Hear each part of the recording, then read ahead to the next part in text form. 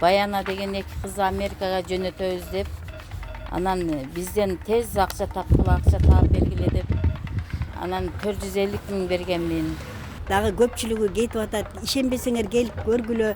Мына жерде мынанча баланы мен Америкага жөнөтүп атам деп бир кафеге алып кирип, сен милицияга бербе, сен сотко бер деди. Анан дагы бир жолу чалсам, каалаган жериңен алып ал, мен бербейм эч нерсени. Жетим жесирлердин жана инвалидтердин жада калса өзүнүн күйөөсүн дагы азыр кабышкандын дагы үйүн өткөрүп сатып, азыр билбесе да керек бир жерге алып барып жаткырып коюптур. Мына илимден, билимден да, тиричиликтен дагы бүт бар жоктон калдым. Только мен көчөдө калдым. Көчөдө жүрөм. Сотму сот деп түрдүү шылтоолорду айтып, алардын дагы акчасын алып, бүгүнкү күндө соода орундугунду алып бербей, акчаларын да кайтарып бербей, ушинтип алдамчылык менен алектенип жүрөт. Мен Асанова Бибикага Жороюна. Мен Ош базарда Токтосунова Анара деген бизди Токтосунова Анара Раеже деген бар, Ош базардын Асел магазиндин хозяйкасы.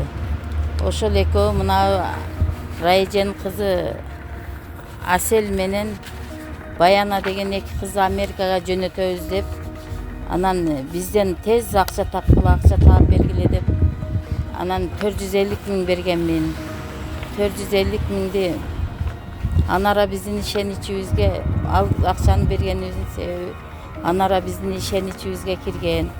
Бир тууган кудам Сооронбай Жээнбеков, анан Калмурат деген генерал, мен бир тууган кайнагам, анан Дүйшеевдин аялы бир тууган кайнежем деп ушуларды айтып биздин ишеничибизге кирип, ошентип мына биздин акчаларыбызды алып, мына эженин эки кызыны булар Америкага жөнөтөт. Америкага жөнөтүп, баягы акчаны кайтарам убагында кайтарам деп кайтарбай, ушу мына 4,5 жыл, 5 жылга кетип баратат. Сиз канча алып бердиңиз эле? 2019-жылы 10-сентябрда алгам. Канча акча? 450 000 банктан алып бергенмин. Үйүмдү койгонмун. Бүгүнкү күндө банкта үйүм турат. Соттошуп үйүңдү өткөзөбүз деп күнгө банк мени тажатып. Ушинтип ушундай эмеде жагдайда калдык. Эми ушуну бир нерсе кылып өндүрүп бергиле. Ушу банкты төлөп, банкка 320 000 кошмосу менен төлөдүм мен. Даже төлөп да бүтө элекмин, ал дагы 1 жылчасы бар. Ушу азыркы эми акчаны албагандан кийин акча төлөштө эле аябай кыйын экен, же оборот кылбай, же башка кылбай ушунчалык кыйналып, банкты деле үзүлүп төлөнүп атат, аябай эме кылып атам. Банктан деле тил угуп атамын.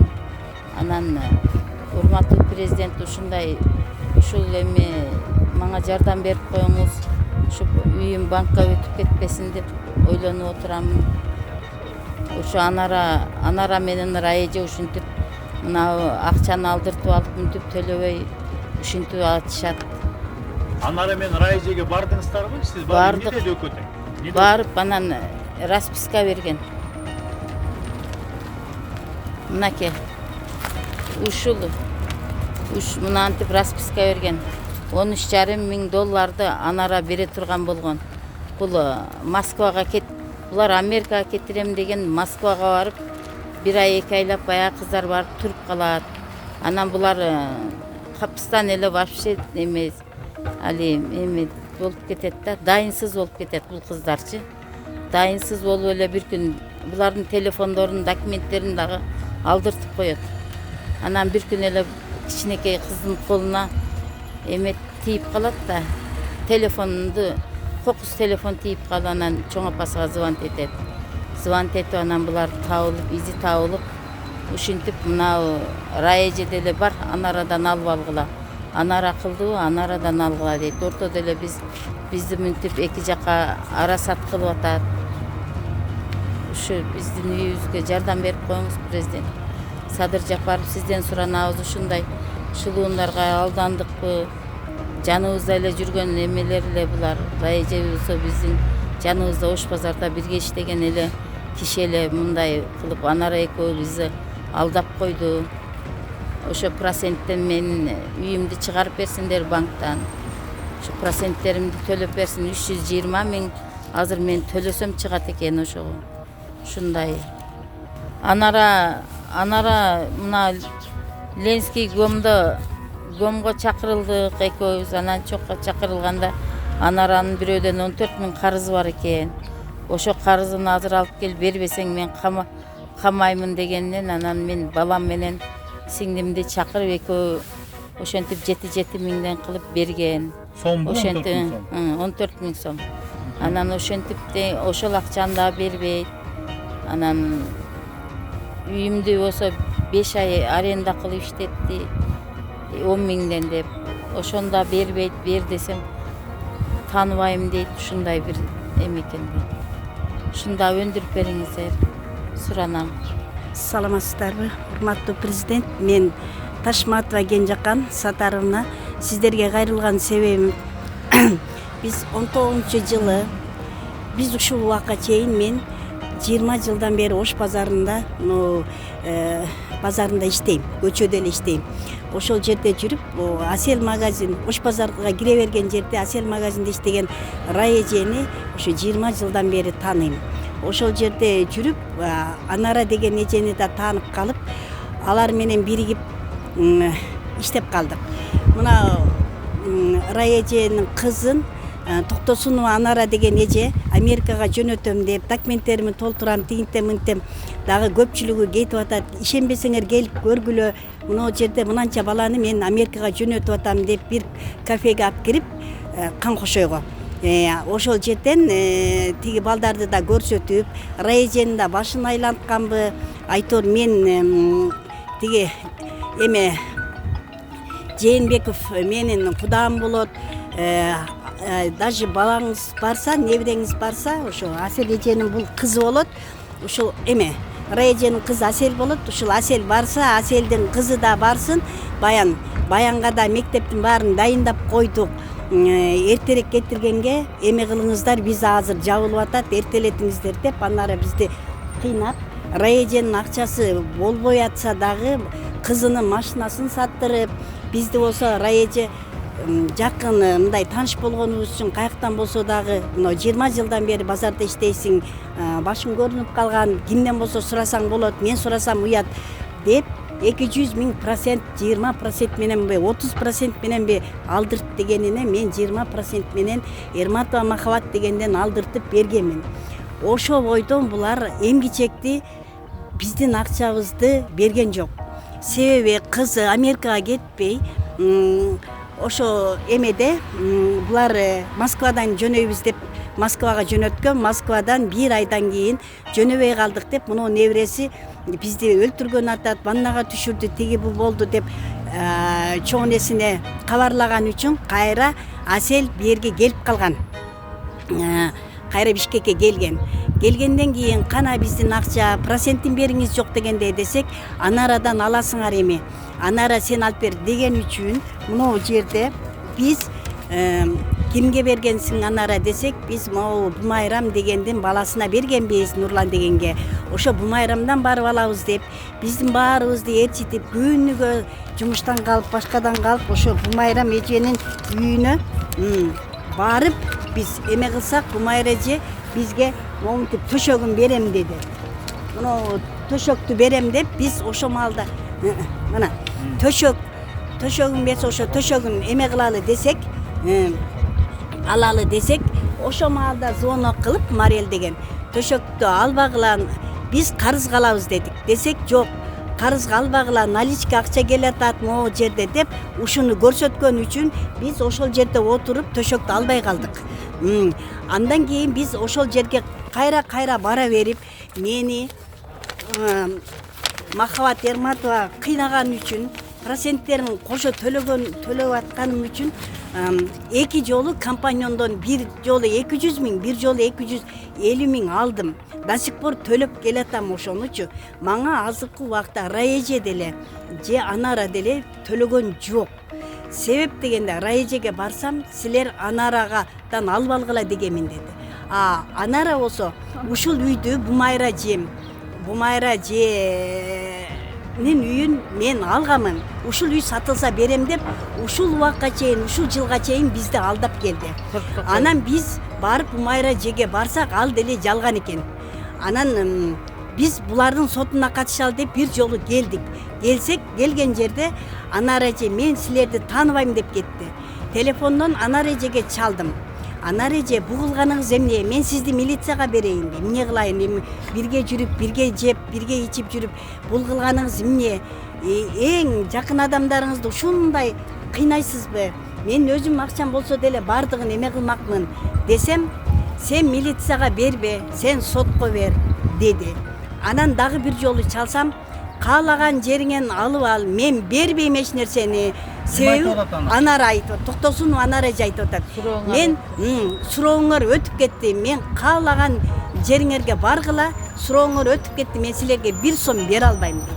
А Раежеге барсак, Раеже айтты, силер ошо Анарадан алып алгыла.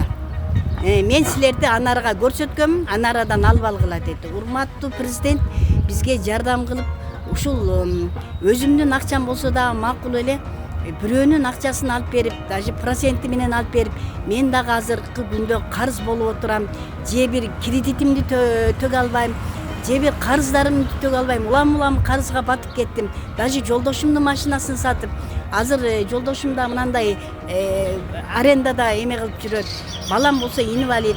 Эми кандай кыларымды билбей, айла жоктон сиздерге кайрылып атам. Урматтуу президент, ушу биздин акчабызды жакшылык жалп берсеңиз, сизге чоң рахмат, ден соолугуңуз болсун. Мен Ибраимова Гүлмайра Манаповна, Бишкек шаарынын тургуну болом. Менин уулум Ботобаев Ерлан 2019-жылы Москвага бир Фейсбуктан таанышып, Мариэль аттуу аял менен таанышып, ошол военный базада генеральный директор болуп иштеткен. Ошол жака машина алып берем деп чакырган. Анан өзүнүн машинасын сатып Москвага кеткен эле. Кеткенден кийин ошо машинасына акча берип, машинасына оформление болуп атат, мына болуп атат, тигин болуп атат деп убакыттар өтүп, машинада бүткөн жок. Ошол убакта 28 декабрда түнкү саат 2-де мага звонок келди. Звонок келип, нас убивают, помогите, пожалуйста, деп айтты да. Анан кто убивает десем, какие-то бандиты деди. Балаңызбы? Жок, балам эмес. Балам вообще звонок кылган жок анда. Мариэль аттуу баламдын хозяйкасы чалды дагы. Балаңызды өлтүрүп атат. Помогите, пожалуйста, деди. Анан за что десем, ишылса деньги брали деди. Анан мен эмне кылышым керек? Силер тиякта турсаңар, мен биякта турсам, мен кантип жардам берем дедим. Десем, тияктан айтып атпайбы, ошол жерде мынакей, мынау Токтосунова Анара Арстанбековна деген киши звонить этет дейт. Ошол күтүп атат сиздин звоногуңуз мынакей. Ошол күнү даже числосунан бери турат. Мына 28 декабрь, мына 2019-жыл, мынакей Мариэль аттуу бул Анаранын номерин жөнөттү. Ибактыгүл деген жөнөттү. Ушул с одним звонком поможет деп туруп звонить этти эле. Анан мен буга чалдым. Бактыгүлгө чалдым, Бактыгүл деген албай койду. Анан Анара дагы албай койду. Анара албагандыктан мен жаздым. Мен ушундай Эрландын апасы болом. Ушинтип силерден акча алган экен. Балам өлтүргөн атыптыр, силерди жардам берет деп ушинтип силердин номериңерди берди. Пожалуйста, жардам бергиле. Эгер мен балам алган болсо, Токтосунова Анара Арстанбековна 65 жылкы. Ошол номерин жок. Токтосунова Анара Арстанбековна Токтогулдун тургуну. Бул адвокат имиш. На самом деле адвокат эмес экен, азыр далилденип атат. Ушунун номерин мынакей, ошол Мариэль 28 декабрь 19-жылы мына жөнөтүп атат. Мага ушул жардам берет, ушул адвокат деп. Ушул гана бир эле звонок менен ушул спасать эте алат деп туруп жөнөттү. Анан мен буга звонить этсем албады. Анан кийин жаздым. Жазгандан кийин ошол кайра эле чалды. Мен жазгандан кийин кайра өзү чалды. Өзү чалып алып туруп, сиздин эмнеңиз бар? Мен ошол Токтосунова Анара мен болом, адвокат. Эмнеңиз бар деди. Мен түшүнгөн жокмун. На каком смысле десем, недвижимость эмнеңиз бар деди. Анан үйүм бар дедим. Өзүңүздүкү деди, өзүмдүкү дедим. Красный книгасы барбы деди, бар дедим. Анда эртең менен саат 8-ге 5 сарага келип калыңыз деди. Документи менен, паспортуңуз менен кошо деди. Хорошо деп сүйүндүм дагы, эми балам спасать этишкен деп, ал кезде өтө шоковый состояниеда. Анан эртең менен саар намаз окуп эле сразу иш неберем ээрчитип алып, Беш Сарыга барып документти колуна алды. Ал кезде мен аябай ыйлап алгам. Мен жардам берем, ыйлабаңыз, сиз үйүңүзгө кете бериңиз деп сумкасына салды дагы паспорту менен ошо красный книганы алды, үйдүн документин. Алып биз үйгө кеттик. Үйгө кетип, эми эле дарбазадан кирип, үйгө кирип, эми эле эшикти ачып атсам, звонок келди ошо Анара дегенден. Анан алсам, эжеке мен келдим, мени карап коесузбу деди, чачпы деди. Анан карасам уже жолдо турат, келиптир. Анан чыктым. Эмне ол, кел деп сүйүнүп чыксам, мен сиздин балаңызды спасать ете албайт экенмин деди. Эмне себептен жардам берем дедиңиз эле го, адвокатым дедиңиз го десем, ооба жардам берем. Только бул не деди, кызыл китепти сиздин атыңызда эмес экен, башка бирөөнүн атында экен. Ал мен сизге жардам бериш үчүн бул китептеги атты өзгөртүп туруп, сиз өзүңүздүн атыңызга өткөрүшүңүз керек деди. Анан мен ыйладым. Мен колумда азыр даны время 3 неберем өтүп кеткен, 3 неберемен отурам, эч жака чыга албайм. Даны время действительно акчам да жок. Эми жеген-чекенге, конечно, бар. Мен жүгүргөнгө убактым жок дедим. Десем, сиз эчтеке кылбайсыз, мен өзүм жүгүрүп, өзүм төлөп, өзүм кылам деди. Анда эмне кылайын десем, азыр Восток 5ке барыңыз деди. Хорошо десем, маршрутка эмес эле таксиге отуруңуз, мен төлөйм деди. Анан аны менен чыгайын десем, жок, сиз өзүңүзчө барыңыз деди.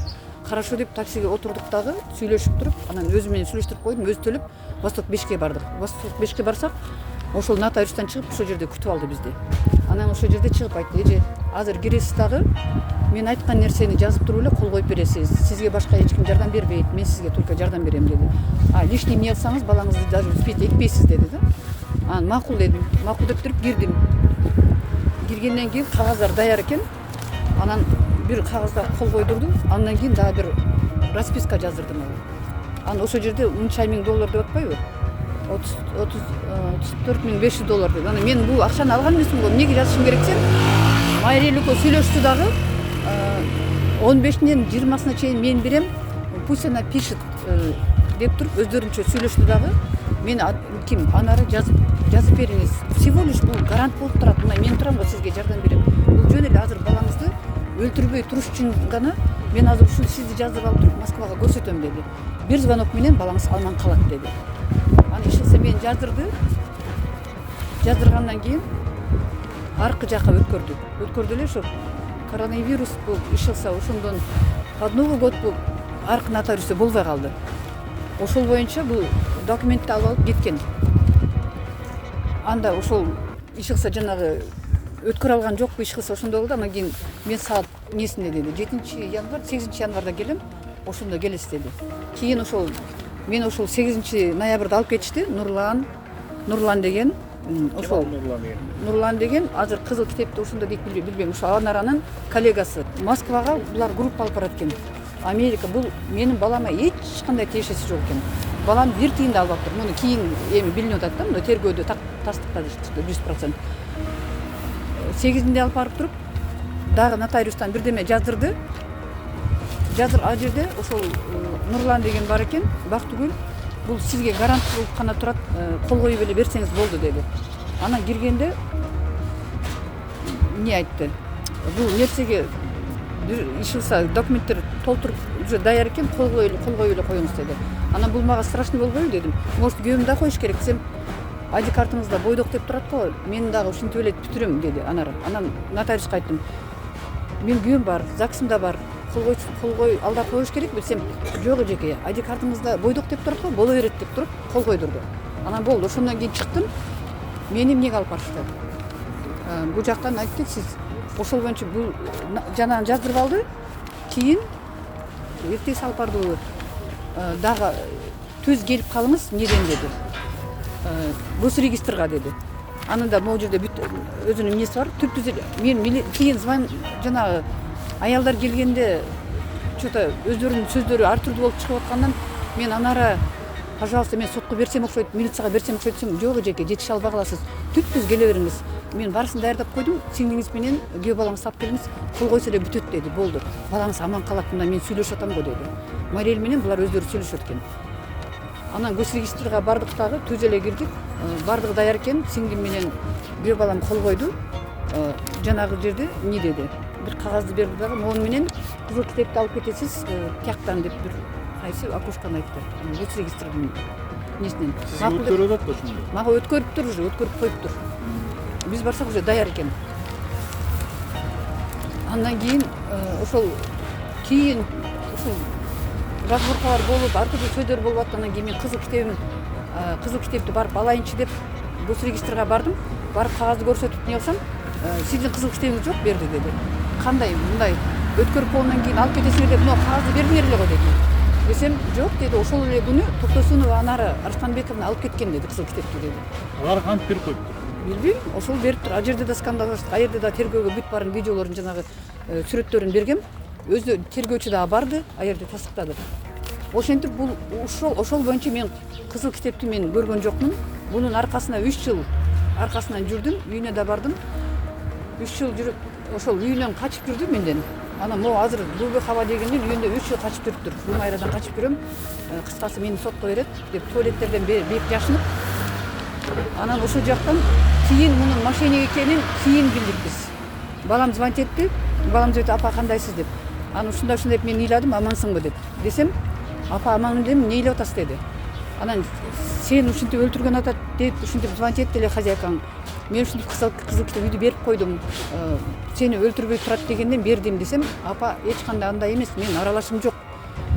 Бир эле мен эмес, кыргыз балдардын атынан ушинтип акча алышат, булар өздөрү виза дейби бирдеме жасашат. Биз эч кандай тиешеси жок. Биз всего лишь жерде квартирантпыз деди. Анан биздин машинабызды да пока оформить этет деп паспортубузду да алган.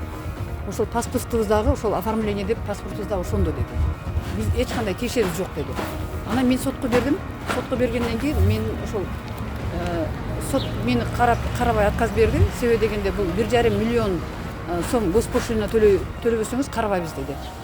Анан мен айласыз адвокаттарга кайрылдым. Кайрылып бул жигит ошол адвокаттар тергөөнүн бүт териштирип, бунун мошенничество менен камалган экен. Канча жолу менден сырткарыда көп элдерди не кылып жүрөт экен.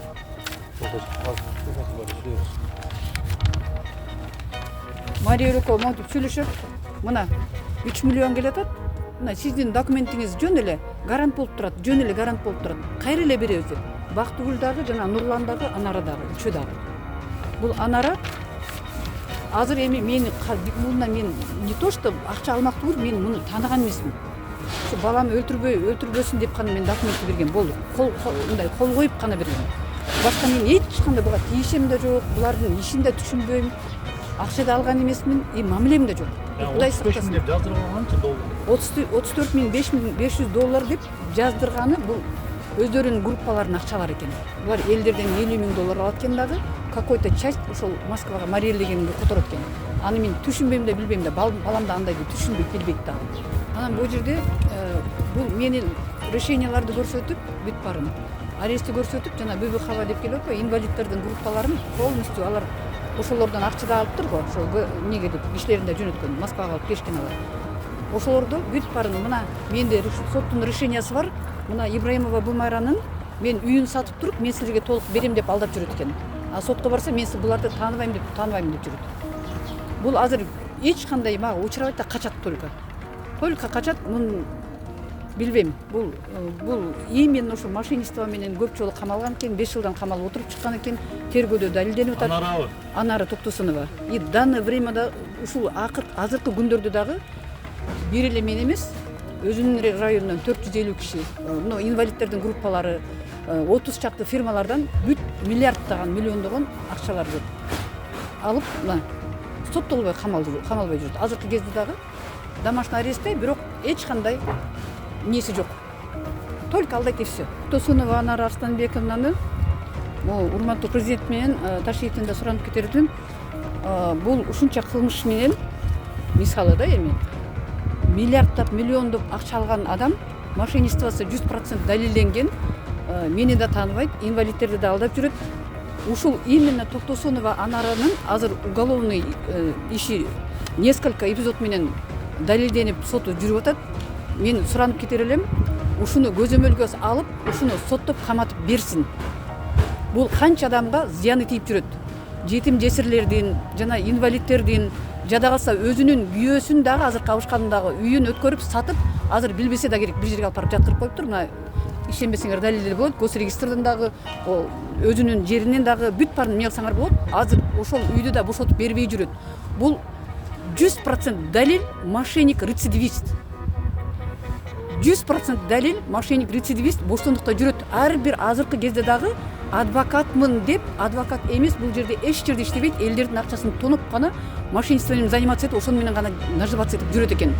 Бир эле жалгыз кызым бар дейт, мунун 5 баласы бар экен. 5 баласын имуществолорду өткөрөт экен, инвалидтердин имуществосын өткөрөт экен. Даже могу жерден орус кишилердин инвалидтердин үйүнүн имуществолорун алып, алар көчөдө калгандар бар экен, далилдер бар. Эгер муну териштире турган болсо, бул өмүр бою пожизненно кете турган мошенник, рецидивист. Ошону урматтуу президент, действительно, мен Ташиевден суранып кетет элем, эмне үчүн ошогон мошенник свобода жүрөт? Эмне үчүн камалбайт? Садиев Калмурат Садиевич деп туруп, анын атын сатып сатат. Асылбек Жээнбеков менин родной күйөө балам дейт. Америкада элчиликте менин бир тууганым дейт. Мунун кандай жалган жашыктары өтө береби? Эмне үчүн камалбайт? Эмне үчүн бул даже СИЗОго жатпайт? Ошончо далил турса дагы 100% банктардан чыгып атат, тияктардан чыгып атат, судимая бир эмес, эки эмес, несколько, мына бир эле соттолгондо 9 эпизод менен камалып аткан мошенник, рецидивист свободада жүрүп, мына азыркы инвалид группаларды дагы алдап барсын. Не только квартира, не только виза, жер алып берем, үй алып берем, инвалидностторго эмне кылып берем деп даже өзүнүн абышкасын алдап жүрөт. Пожалуйста, суранам, ушуну досконально, конкретно ушул до конца карап берүүңүздү суранам. Мен ушу до конца чыкмайынча мен жаным чыккыча алышам, бул акмак мошенник менен кечирип коюңуздар. Мен алышам. Мен 5 жылдан бери мен иштей албайм, же неберелерди карай албайм. Илимден, билимден да, тиричиликтен дагы бүт бар жоктон калдым. Только мен көчөдө калдым. Көчөдө жүрөм. Сотму сот, тергөөдөн тергөө, тергөөдөн мына, тергөөдөн тергөө. Эми 5 жылдан бери эми гана сотко өттү уголовный иши. Жүрүп атат. Мына эртең да бүгүн дагы гражданское дело 28-inde, 27-inde ишилсе ушуну карап берүүңүздү суранам. Өтүнүп суранам. Боштондукта жүрбөш керек болгошкон мошенниктер камалыш керек. Бул Ибраимова Бумайранын эженин иши боюнча, арызы боюнча кылмыш иши козголуп, Сулуу райондук сотунда кылмыш иши каралып жатат. Буга чейинки тергөө амалдарынын негизинде Токтосунов Анаранын кылмыштары 100% далилденип, ошонун негизинде иш сотко өткөн. Соттук териштирүү кылмыш иши боюнча жүрүп жатат бүгүнкү күндө Сулуу райондук сотунда. Эми бул иш боюнча Токтосунов Анара Ибраимова Бумайра Манаповнадан Манаповнага $35,000 карыз акча бердим деп нотариалдык түрдө карыз келишим түзүлүп атат. Ошо карыз келишим негизинде үй бүлкүнө күрөө келишим түзүлүп атат. Анан ошол карыз келишимдин негизинде сотко берип өзүнүн пайдасына чечим чыгарып, бүгүнкү күндө Ибраимова Бумайра Манаповнанын үйүн ушундай өзүнө өткөрүп алуу боюнча аракеттер жүрүп жатат да.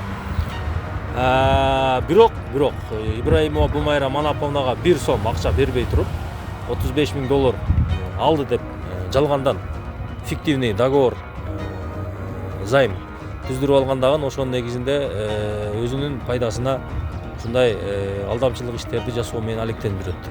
Далилдер жасалмалап жүрүпчү. Ошо далилдер жасалмалоо жолу менен өзүнүн пайдасына чечим чыгарып, бүгүнкү күндө үй мүлкүн өткөрүп алуу боюнча иштерин жүргүзүп аракет жасап келген да. Эми жанагы инвалидтер, бир нече инвалид адамдар дагы бизге байланышка чыгып, бизге белгилүү болду. Өзүңүздөр күбө болгондой, ошол бул инвалид адамдардын акчаларын алып, Америкага виза жаза беребиз, Америкага жөнөтөбүз жана башка деген алдамчылык иштерин жасап, алардын да акчасын алып, ушундай өзүнө ээлик кылып алгандыктан алар акчабызды кайтарып бергин десе, Ибраимова Бумайранын үйүн мен, мына Ибраимова Бумайранын үйү меники, ушул үйдү мен сатамын, сатып силерге төлөйм деп ошентип элдерди алдап жүрүптүр. Буга дагы кошумча инвалидтерди, майыптарга ушундай Ош базарынан соода орундуктарын алып беребиз. Силер соода кылып тирилик кыласыңар деп түрдүү шылтоолорду айтып, алардын да акчасын алып, бүгүнкү күндө соода орундугун алып бербей, акчаларын да кайтарып бербей, ушинтип алдамчылык менен алектенип жүрөт экен. Кыскасы ушул.